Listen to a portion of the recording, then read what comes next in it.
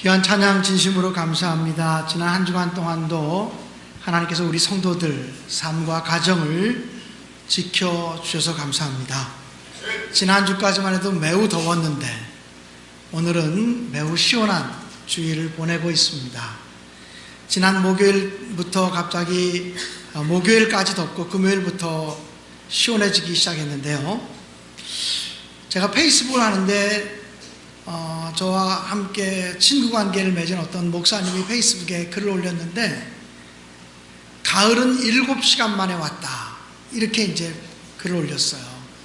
아마 그분이 낮 시간에 굉장히 더워서 땀을 뻘뻘 흘리고 있는 사람들의 모습을 사진을 찍어놓고, 그리고 불과 7시간 만에 더위가 싹 물러가고 하늘이 높아지고 파란 하늘이 나타나는 모습을 사진을 찍으면서 불과 7시간 만에 더위가 물러갔다. 하루도 아니고 정확하게 자기가 보니까 7시간 만에 공기의 흐름, 온도의 흐름이 바뀌었다고 그렇게 얘기를 했습니다. 정말 그런 모습들을 볼 때에 하나님은 위대하시고 또 하나님이 다스리시는 자연의 섭리 앞에 인간은 겸손해야 된다라고 하는 사실을 다시 발견하게 됩니다. 모든 사람들은 태어날 때부터 창조주 하나님으로부터 무한한 가능성이라고 하는 것을 선물로 받습니다. 이 땅에 사는 사람들이 다 하나님으로부터 가능성을 부여받은 사람들이지만 모든 사람들이 하나님이 주신 가능성들을 다 발휘하며 세상을 살아가는 것 같지는 않습니다. 시몬 베드로는 예수님의 12명의 제자 중에 수제자였지만 가장 많은 가능성들을 가지고 있었던 사람이고 그 가능성을 잘 발휘했던 대표적인 사람이라고 생각이 되어집니다. 사람의 뇌를 연구했던 과학자들이 굉장히 많습니다만 독일의 뇌과학자였던 에코노모라고 하는 사람의 연구에 의하면 다 자란 성인들의 그 뇌의 무게는 평균적으로 1450g쯤 된다고 합니다. 약 1.5kg가 조금 안 되는 정도가 사람들의 평균 뇌의 무게라는 것입니다. 그리고 이 1450g의 뇌를 갖다가 3mm 정도의 두께로다가 얇게 펴면 2240제곱미터 정도가 나온다고 합니다. 그 2240제곱미터란 신문지 한 장을 넓게 펼친 그런 정도의 넓이라고 합니다. 그러니까 우리 인간이 보통 사람들의 뇌를 3mm 정도의 두께로 얇게 펴면 신문지 한 장 정도에 쫙 펴질 수가 있다는 것입니다. 그 뇌 속에는 세포들이 많이 들어가 있는데 세포 수가 평균적으로 136억 5,300만 개의 세포가 있다고 합니다. 이 136억 5,300만 개의 세포가 우리 뇌에 존재해 있는데 세포 하나의 성능, 세포 하나의 기능이 어느 정도 되냐면 소형 트랜지스터 라디오 하나 정도의 성능이 된다는 것입니다. 아마 저나 저희 비슷한 나이 또래에 계신 분들은 청년 시절에 마이마이 카세트 정도 하나씩은 다 들고 다녔을 것 같아요. 그 마이마이 하나 정도의 성능이 뇌세포 하나의 성능이라는 것입니다. 그러니까 우리는 이 머릿속에 하나님이 차곡차곡 챙겨 넣어주셔서 그렇지 소형 트랜지스터 라디오 한 136억 5,300만 개를 주렁주렁 지금 달고 다니는 것과 똑같다는 것이죠. 이 에코노머라고 하는 과학자는 하나님이 인간에게 주신 그 잠재 능력을 사람들이 어느 정도 사용했을까 이렇게 연구해 보았는데 그 사람의 연구 보고에 의하면 독일의 가장 유명한 문학가인 괴테는 하나님이 주신 잠재 능력의 0.4%를 사용했다고 얘기를 했습니다. 인류 최고의 과학자라고 일컬어지는 아인슈타인은 하나님이 인간에게 주신 잠재 능력의 0.6%를 사용했을 따름이라고 그는 그렇게 보고를 했습니다. 그러면서 대부분의 사람들은 하나님이 자기에게 주신 능력의 0.4% 미만의 능력을 발휘하며 살아갈 뿐이라고 이야기를 했습니다. 사랑하는 여러분, 그러므로 우리 한 사람 한 사람 어떤 사람도 돌머리가 없습니다. 어떤 사람도 가능성을 가지고 있지 않은 사람은 한 사람도 없습니다. 모든 사람이 하나님이 주신 능력을 발휘하기만 하면 얼마든지 더 크고 더 위대하게 더 아름답게 쓰임받을 수 있음을 저는 분명히 믿습니다. 베드로라고 하는 사람은 예수님을 통해서 자기의 한계를 극복하며 쓰임받았던 사람입니다. 사실 지난주에도 제가 여러분과 베드로에 관한 말씀을 나누었습니다. 베드로는 고기를 가득 잡는 기적을 경험했던 사람이었고, 자기가 죄인이라고 하는 사실을 발견한 사람이었고, 자기의 축복을 사명으로 바꾸고 살아갔던 사람이라고 하는 말씀을 나누었습니다. 오늘 여러분과 어떤 말씀을 나누었으면 좋을까 묵상하다가 오늘도 베드로에 관한 말씀을 나누었으면 좋겠다고 생각을 했습니다. 그런데 정확하게 말하면 베드로 얘기를 하려고 하는 것이 아니라 베드로의 가능성을 인정하시고 베드로를 축복하신 하나님이 오늘 저와 여러분 우리들의 가능성을 인정하시고 우리들의 미래를 축복하시는 분이 아니겠는가, 그 하나님에 관한 이야기를 나누려고 하는 것입니다. 어떻게 하면 하나님이 우리 인간에게 주신 그 무한한 가능성을 펼쳐 보이는 인생을 살아갈 수 있을까요? 우리가 가능성을 실현하는 그런 사람이 되려면 어떻게 해야 될까요? 무엇보다 예수님 안에서 다듬어지고 만들어질 자신의 미래상을 바라볼 수 있어야 합니다. 오늘 성경 본문의 이야기는 시몬 베드로가 예수님을 처음으로 만나는 장면입니다. 시몬 베드로의 동생은 안드레였습니다. 이 안드레가 먼저 예수님을 만났습니다. 안드레가 예수님을 만나고 나서 자기 형 시몬 베드로에게 와서 얘기합니다. 형, 내가 메시아를 만났어. 메시아를 함께 보러 가자. 그래서 안드레의 전도를 받고 베드로가 예수님을 만나러 오게 되었습니다. 예수님을 처음 만나는 순간 예수님은 그 시몬을 향해서 이렇게 말씀하셨습니다. 내가 요한의 아들 시몬이니 장차 게바라 하리라. 이 게바라고 하는 말은 아람어입니다. 아람어로 베드로라고 하는 말입니다. 반석이라고 하는 말입니다. 그러니까 베드로 그러면 헬라어로 표기한 거고, 게바 그러면 이것은 아람어로 이야기한 것입니다. 그 뜻은 반석이라는 뜻입니다.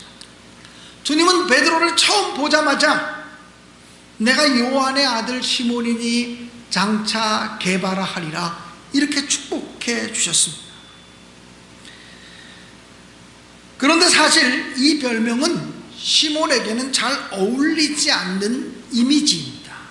왜냐하면 시몬은 성격적으로 매우 다혈질적인 사람이었고, 아침 다르고 점심 다르고 저녁 다른 변화무쌍한 사람이고 변덕스러운 사람이었기 때문입니다. 이 시몬은 예수를 만나서 예수님의 제자가 되었음에도 불구하고 오랫동안 베드로다운 모습, 다시 말하면 반석과 같은 모습이 그에게 나타나지 않았습니다. 여전히 그는 예수를 따라다니면서도 흔들리는 사람이었고 변덕스러운 사람이었습니다. 우리가 성경에 기록된 베드로의 이야기 몇 가지만 예를 든다면 베드로가 얼마나 변화무쌍한 사람인지를 발견할 수가 있습니다. 한 번은 파도를 타고 오시는, 파도를 밟고 오시는 예수님의 모습을 제자들이 보았습니다. 배에 타고 있던 예수님의 제자들은 바다 위를 걸어오시는 예수님을 보고 유령인 줄 알고 두려워 떨었습니다. 점점 가까이 다가오는데 예수님처럼 보이는 겁니다. 그때 베드로가 이렇게 말합니다. 만일 주시거든 나에게 명하사 물 위로 걸어오라 하소서. 그때 주님께서 오라 이렇게 말씀하시니까 그는 용감하게 바다 위로 뛰어들어서 예수님을 향해서 바닷물을 걸어서 가기 시작했습니다. 그런데 잠시 후에 이 베드로는 풍랑을 보고 파도를 보면서 무서워 물속에 빠져갔다고 그랬습니다. 그리고 선생님 살려주십시오, 제가 죽어갑니다, 저를 살려주십시오 라고 허둥거리며 외치기 시작했습니다. 바다 위로 뛰어들 때의 베드로의 모습과 금방 물에 빠져서 허우적거리는 베드로의 모습을 상상해 보십시오. 또 한 번은 예수님이 제자들의 발을 씻겨 주실 때 시몬의 발을 씻겨주려고 했습니다. 그때 시몬은 주님을 앞에 향해서 이렇게 말씀합니다. 선생님, 저는 절대로 선생님께 발을 씻김 받지 않겠습니다. 제가 선생님의 발을 씻어야지 어떻게 선생님이 제 발을 씻겨줍니까? 그때 주님께서 말씀하시기를, 내가 너를 씻어주지 않으면 너는 나와 상관이 없다고 그렇게 말씀하셨습니다. 그 얘기를 듣자마자 베드로는, 주님, 그렇다면 머리끝부터 발끝까지 저를 목욕시켜 주십시오, 이렇게 이야기했습니다. 절대로 나를 씻기지 못한다고 반항할 때의 모습과 목욕까지 시켜달라고 할 때의 베드로의 모습은 불과 1분도 안 지나서 바뀌어진 삶의 모습입니다. 예수님이 십자가를 지시기 직전에 제자들을 향해서 모든 사람들이 오늘 밤 나를 버리고 도망가리라 말씀하셨습니다. 그때 베드로는 이야기하기를, 모든 사람이 다 주님을 버릴지라도 저는 절대로 주님을 버리지 않겠습니다라고 호언장담했습니다. 그런데 이 베드로가 주님을 모른다고 3번씩이나 부인했습니다. 그것도 어린 계집종 앞에서 그렇게 했습니다. 성경을 보면 저주하며 부인하면서까지 예수를 모른다고 저주했습니다. 여러분, 이런 베드로의 모습을 보면서 흔들리지 않는 바위 같다, 반석 같다, 이런 느낌을 갖습니까? 베드로는 3년 동안 예수를 따라다니고 함께 먹고 함께 마시고 함께 잠을 자고 함께 행동했지만, 그리고 예수님의 교훈을 받았지만, 예수님이 십자가에 못 박히실 때까지 여전히 흔들리는 사람이었고 왔다 갔다 하는 사람이었고 믿을 수 없는 사람이었습니다. 도무지 믿을 수 없는 사람이었습니다. 그 베드로를 향해서 주님은 내가 장차 개발하리라, 장차 반석이 되리라, 이렇게 말씀하신 것입니다. 여기서 우리가 주목할 단어가 바로 장차라고 하는 단어입니다. 주님은 베드로를 처음 보실 때, 그 시몬을 처음 보실 때 그가 얼마나 요동치는 사람인지, 그가 얼마나 흔들리고 있는 사람인지, 그가 얼마나 변덕스러운 사람인지, 그가 얼마나 연약한 사람인지 잘 알고 있었습니다. 그러나 그가 예수 안에서 다듬어지고 만들어지면 예수 안에서 반석과 같은 믿음의 사람이 될 것임을 바라보시고 축복하신 것입니다. 사람들은 흔히 현재의 연약한 모습, 현재의 부족한 모습들을 보고 판단하고 평가하고 비판할 때가 얼마나 많은지 모릅니다. 그런데 예수님은 우리의 현재의 모습을 보시는 분이 아니라 우리가 예수 안에서 다듬어지고 우리가 예수 안에서 변화되어지고 우리가 예수 안에서 만들어져서 완성되어질 모습을 바라보면서 우리를 축복하시고 우리를 격려하시고 우리를 지지해 주시는 분이라고 하는 사실을 기억하며 감사하시기를 주님의 이름으로 축원합니다. 유명한 조각가였던 미켈란젤로가 어느 날 성당 뒤뜰에 있는 커다란 바위덩어리 하나를 보았습니다. 이 미켈란젤로는 그 바위덩어리를 가만히 바라보다가 이렇게 소리쳤습니다. 다윗이다! 다윗이 걸어 나온다! 이렇게 말했습니다. 울퉁불퉁한 그 바위덩어리 속에서 미켈란젤로는 다윗을 보았습니다. 저 돌멩이를 잘 다듬으면, 저 돌멩이를 잘 조각해서 작품을 만들면 위대한 다윗이 나올 수 있다고 하는 것을 바라보았다는 거죠. 그 돌멩이를 가지고 작품을 만든 것이 바로 미켈란젤로의 유명한 다비드상입니다. 사랑하는 여러분, 우리의 모습은 다듬어지지 않아서 때를 따라 거칠고 더럽고 추하고 냄새날 수 있지만 주님은 우리의 그 모습을 바라보시는 것이 아니고 변화되어진 우리의 모습을 바라보며 축복하시기 원하십니다. 그래서 주님은 너는 나의 택한 백성이라고 말씀하시고 너는 왕같은 제사장이라고 말씀하시며 나의 보배라고 말씀하시고 내 눈동자같이 존귀한 사람이라고 말씀하십니다. 너는 세상의 소금이다, 너는 세상의 빛이다라고 우리를 축복하시며 인정해 주시는 분이 바로 우리 주님이신 줄 믿습니다. 그러므로 지금 현재의 우리 모습을 바라보며 낙심하거나 낭망하거나 절망하지 마시고 예수 안에서 변화되어지 예수 안에서 완성되어질 우리의 모습을 바라보며 기뻐하시고 감사하시고 또 그 모습을 바라보며 나아가신 우리 모두가 되어질 수 있기를 주님의 이름으로 간절히 축원합니다. 두 번째, 우리가 가능성을 실현하는 그런 삶을 살아가려면 하나님이 우리에게 인정해 주신 그 미래상에 근거한 우리 삶의 목적을 발견하셔야만 합니다. 이 세상에서 가장 불쌍한 사람은 자기의 사명을 발견하지 못하고 살아가는 사람입니다. 왜 사는지 모르고 살아가는 사람입니다. 왜 사느냐 물으면 그냥 웃지요. 옛날 어느 시인의 시 중에 그런 시가 있습니다. 왜 사느냐고 물으면 그냥 웃지요. 여러분, 그냥 살아가는 사람 되지 마시고 내가 왜 태어났는지, 내가 무엇을 해야 되는 사람인지 자기의 사명을 발견하고 살아가는 희망적인 인생들이 되시기를 주님의 이름으로 간절히 축원합니다. 예수님은 시몬을 만나자마자 그의 미래상을 제시해 주셨습니다. 시몬, 너는 말이야 단순히 시몬이 아니야. 너는 장차 베드로, 반석과 같은 믿음의 사람이 될 사람이야 라고 말씀해 주셨습니다. 지금은 비록 온전하지 않지만 다듬어지고 조각되지고 만들어지면 반석과 같은 존재가 될 거야. 여러분, 그 후 예수님께서 가이사라 빌립보 지방에 가셨을 때 제자들을 향해서 이렇게 물어보았습니다. 사람들이 나를 누구라고 하느냐? 그때 엘리야라 그럽니다. 세례 요한이라 그럽니다. 그리고 예언자 중에 한 사람이라 그럽니다. 제자들이 이야기했습니다. 주님은 다시 물으셨습니다. 너희들은 나를 누구라고 하느냐?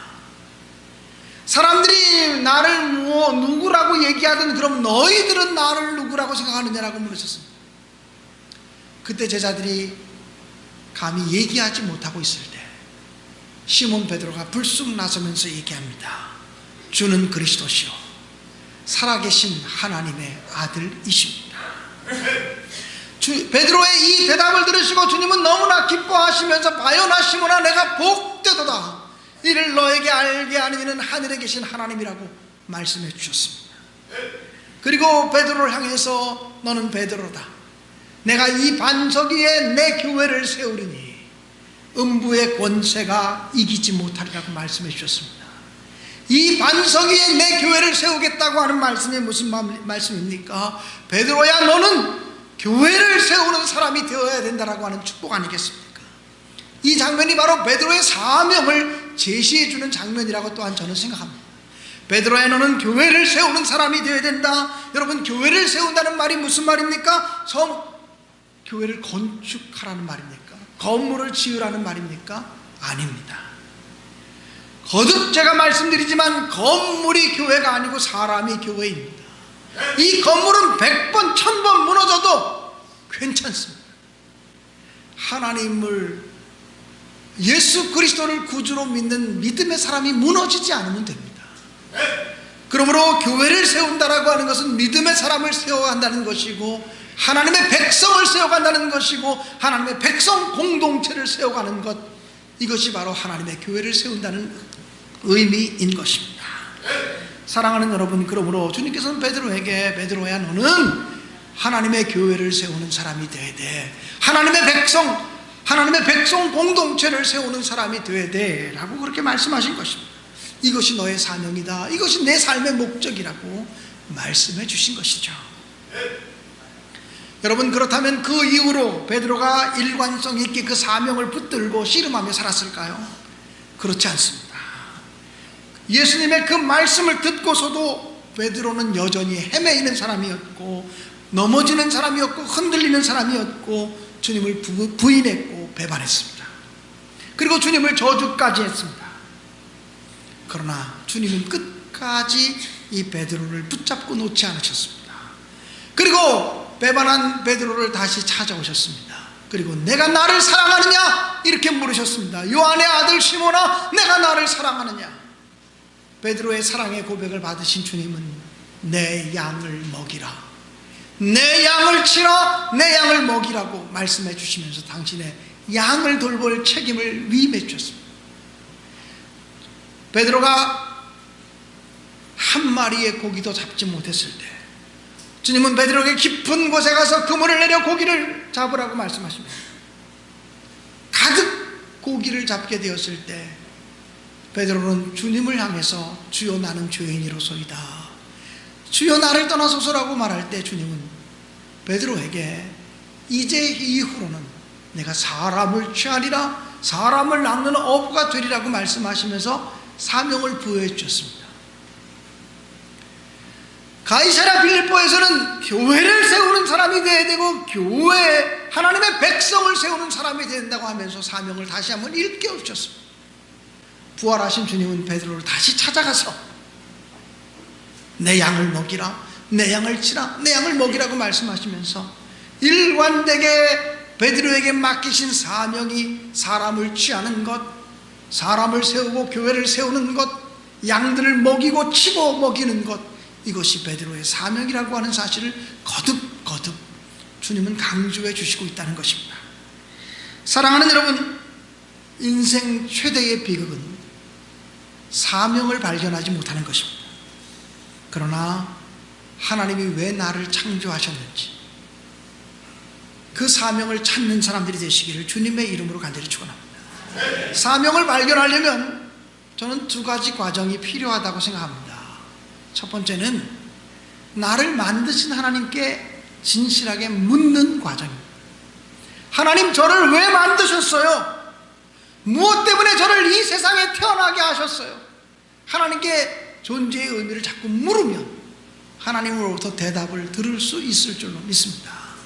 제가 우리 신내교회에서 목회를 잘하기 위해서는 하나님께 자주 물어야 합니다. 하나님, 제가 신내교회에서 어떤 목사가 되어야 됩니까? 어떤 목사가 되어야 됩니까? 하나님, 왜 나를 신내교회 담임 목사로 부르셨습니까? 왜 나를 신내교회 담임 목사로 세우셨습니까? 하나님이 나를 이곳에 보내신 이유가 무엇이고 목적이 무엇입니까? 라고 물어야 돼요. 하나님께 묻게 되면 내가 할 일, 내가 해야 될 사명들 하나님이 가르쳐 주시는 것을 깨닫게 되거든요. 그러므로 인생의 창조자가 되신 하나님께 진실하게 물으시는 여러분들이 되시기를 주님의 이름으로 간절히 축원합니다. 두 번째 단계는 내가 좋아하는 것이 무엇인지, 또 내가 잘할 수 있는 것이 무엇인지를 찾아야 돼요. 이것이 소명과 관계된 경우들이 굉장히 많습니다. 하나님은 내가 싫어하는 일을 내 소명으로 맡기지 않습니다. 하나님은 내가 잘할 수 없는 일을 소명으로 맡기지 않습니다. 내가 잘할 수 있는 일, 내가 기쁘게 봉사하며 일할 수 있는 일들을 사명으로, 소명으로 맡기시는 분이라고 하는 사실입니다. 여러분, 빈센트 반 고호라고 하는 분을 아시죠? 유명한 화가입니다. 그는 어려서 목사가 되고 싶었던 사람입니다. 왜냐하면 그의 아버지가 목사였고 성직자였기 때문이었습니다. 그래서 그는 아버지를 따라서 자기도 신학 공부를 했습니다. 그런데 신학 공부를 하다 보니까 이게 자기 길이 아닌 것 같이 느껴지게 되었습니다. 어느 날 반 고호가 아주 위대한 결정을 내립니다. 나는 목사가 되는 것을 좋아하지만 나는 이 일을 잘할 수 있는 성품이 못 되고 이 일을 잘 감당할 수가 없다. 그러므로 나는 이제 새로운 일을 찾겠다. 그러면서 빈센트 반 고호가 자기의 삶의 목적을 새롭게 발견하고 결정하는 날에 그는 자기의 심경을 이렇게 기록했습니다. 이제 나의 새로운 운명의 길이 열렸습니다. 새로 태어난 나 빈센트, 이제 나는 성직자의 길을 버리고 화가의 길을 선택합니다. 내 나이 27살, 불확실한 미래 때문에 더 이상 방황하는 일은 없을 것입니다. 이 길은 하나님의 계시와 약속 속에서 시작되는 영원한 길입니다. 어떠한 시련이 닥쳐온다고 할지라도 나는 그 길을 걸어갈 것이며 그 속에서 나와 하나님 사이의 만남을 반드시 이루어내고야 말 것입니다. 이 빈센트 반 고호는 자기에게 성직자의 길을 걸어갈 성품과 능력이 없다고 하는 사실을 발견하고 27살 때 새로운 인생의 길을 걷겠다고 결단하면서 어떤 시련이 와도 이 화가로서 이 길을 걸어갈 것이고 그 길에서 하나님과의 만남을 이루어내고야 말 것이라고 그렇게 고백을 했습니다. 여러분, 목회자의 삶을 사는 것만이 하나님을 기쁘게 하는 것이 아닙니다. 하나님이 여러분에게 주신 사명의 길들이 있습니다. 그 길에서 살아계신 하나님을 만나시는 여러분들이 되시기를 주님의 이름으로 간절히 축원합니다. 이 빈센트 반 고흐는 자기의 감정을 잘 통제하지 못하는 사람이었습니다. 살면서 적지 않은 이성과의 관계에서 실수가 있었던 사람이었습니다. 나중에는 정신병을 앓기도 했던 사람이었습니다. 만약 이런 사람이 목사가 되었고 성직자가 되었다면 성도님들이 그를 받아주고 용납해 주었을까요? 절대로 그를 용납하지 못했을 것입니다.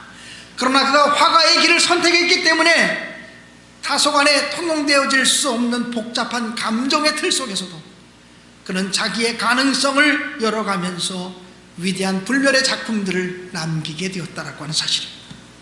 사랑하는 성도 여러분, 그러므로 여러분의 자녀들에게 돈을 따라 인생을 선택하라고 말하지 마시기 바랍니다. 어떤 과를 가면 그 과가 취직이 잘 되더라, 그렇게 과를 선택하도록 권면하지 마시기를 바랍니다. 이런 사람들이 세상에서 제일 어리석은 부모입니다. 내가 좋아하는 것이 무엇이니, 내가 잘할 수 있는 것이 무엇이니 물어가지고 좋아할 수 있는 것, 잘할 수 있는 것들에 하나님의 사명이 있다고 하는 사실을 기억하면서 그 일들을 키워내는 여러분들이 되시기를 주님의 이름으로 간절히 축원합니다. 하나님이 우리에게 주신 무한한 가능성들, 그것은 바로 현재의 모습이 아니라 앞으로 완성되어질 미래의 모습입니다. 그런데 그 미래상을 그리면서 내 삶의 목적을 정하고 목표를 정하고 앞으로 달려나가시는 우리 신내교회 모든 성도들이 되시기를 주님의 이름으로 축원합니다. 세 번째로, 우리에게 있는 무한한 가능성을 펼쳐가는 삶을 살아가려면 삶의 주인 되시는 하나님을 신실하게 따라가야 합니다. 하나님이 저와 여러분의 인생을 설계하신 분이 분명하다면, 하나님이 우리 인생의 목적을 정해주시는 분이 분명하다면, 그리고 이 소명을 이루도록 우리를 불러주신 분이 하나님이심이 분명하다면, 또 그분이야말로 우리가 그 사명을 감당할 수 있도록 힘도 주시고 능력도 주시고 가능성을 증폭시켜 주시는 분인 줄로 분명히 믿습니다. 그러므로 사랑하는 여러분, 우리 삶의 주인 되시는, 우리 인생의 주인 되시는 그 하나님과 신실하게 날마다 동행하시기를 주님의 이름으로 간절히 축원합니다. 태초에 말씀이 선포되시니 그 땅에 혼돈하고 공허하고 그리고 어둠으로 가득 차 있던 것들이 다 질서 있게 정리되면서 창조의 역사가 이루어졌습니다. 하나님의 말씀의 능력이 우리와 함께하면 모든 혼돈과 공허와 흑암이 극복되는 역사가 일어날 줄로 믿습니다. 아브라함 메슬로우라고 하는 유명한 심리학자가 있습니다. 이 아브라함 메슬로우라고 하는 사람은 인간 욕구의 5가지 단계에 관해서 이야기했습니다. 모든 인간에게는 5가지 욕구가 있다는 것입니다. 첫 번째 욕구는 생리적인 욕구입니다. 식욕과 성욕과 수면욕과 배설하고 싶은 욕구와 활동하고 싶은 욕구가 가장 기본적인 생리적인 욕구랍니다. 두 번째 욕구는 안전에 대한 욕구입니다. 위험으로부터, 고통으로부터 피신하고 싶은 욕구, 그래서 편안하고 싶은 욕구가 인간에게 있는 두 번째 욕구랍니다. 세 번째는 애정에 관한 욕구입니다.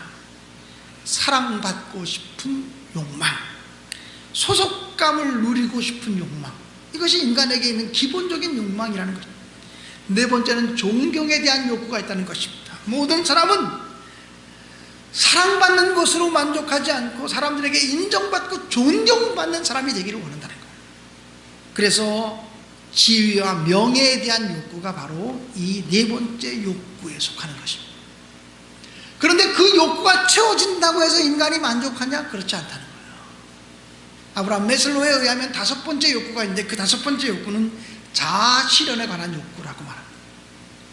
자아를 실현하고 자기를 완성해야 인간은 행복할 수 있다는 거예요.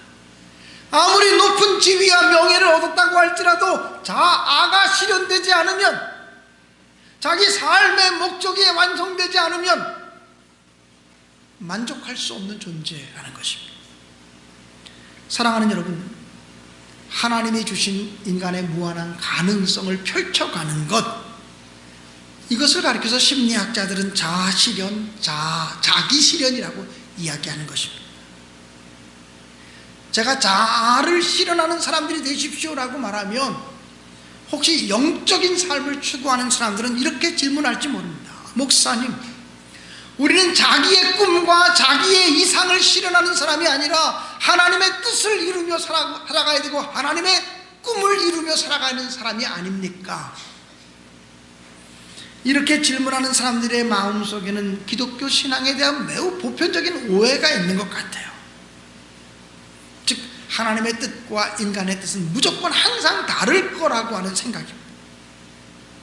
하나님의 뜻과 사람의 생각이 언제나 다른 것일까요? 물론 내 뜻이 내 욕심에 근거한 것이라면 하나님의 뜻과 분명히 다를 수 있을 것입니다. 그러나 내 뜻이 욕심에 근거한 뜻이 아니라 하나님의 말씀에 근거한 것이고 모든 사람들을 유익하게 하기 위한 보편적인 선에 근거한 것이라면 우리의 뜻과 하나님의 뜻이 다르지 않다라고 하는 사실입니다. 예를 들면 제가 목회 한번 잘하고 싶다, 정말 좋은 목사가 되고 싶다고 하는 게 제 꿈입니다. 제 소망입니다.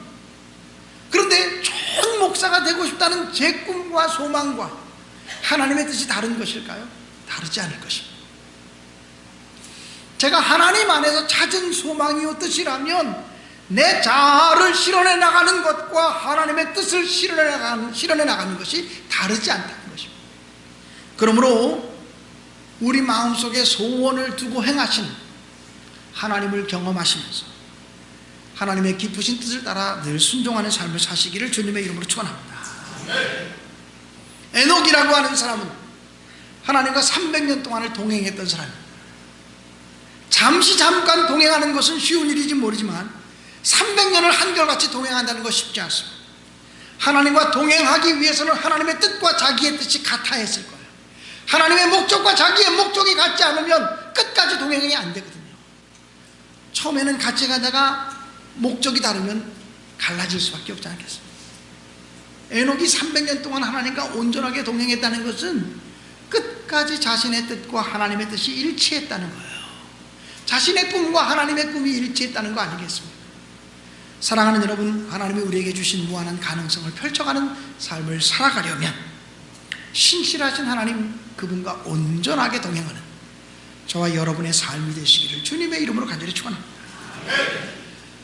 하나님과 온전한 동행, 신실하신 하나님을 의심하지 않고 따라가는 것, 좋으신 하나님을 신뢰하며 따라가는 것, 그 속에 우리를 향한 하나님의 놀라운 계획이 펼쳐질 수 있다고 하는 사실을 기억하시기 바랍니다. 오늘 설교를 준비하면서 복음 찬송 하나를 부르고 싶었습니다. 나의 반석이신 하나님, 행하신 모든 것 완전하시니 나의 생명 되신 하나님, 내게 행하신 일 찬양합니다. 신실하신 하나님, 실수가 없으신 좋으신 나의 주, 우리 다 함께 찬양할 수 있기 원합니다.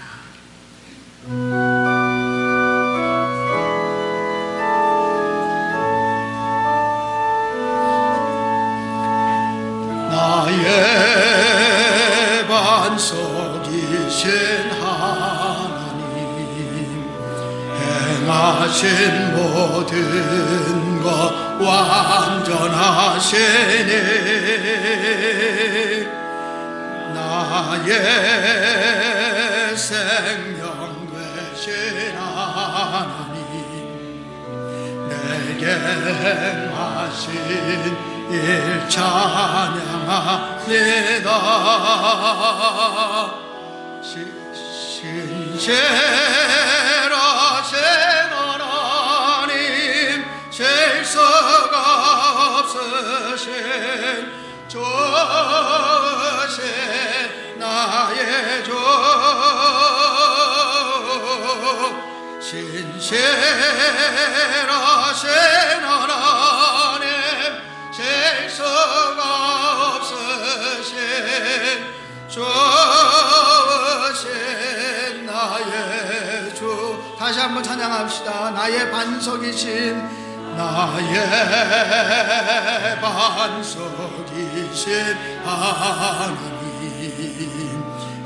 행하신 모든 것 완전하시니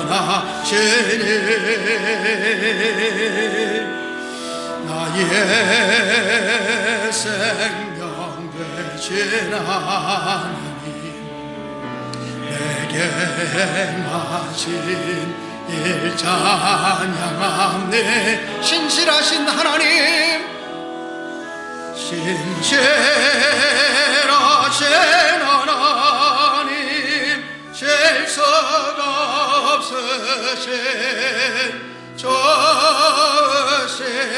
나의 주,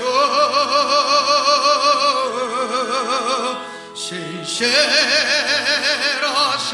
하나님, 실수가 없으신 좋으신 나의 주.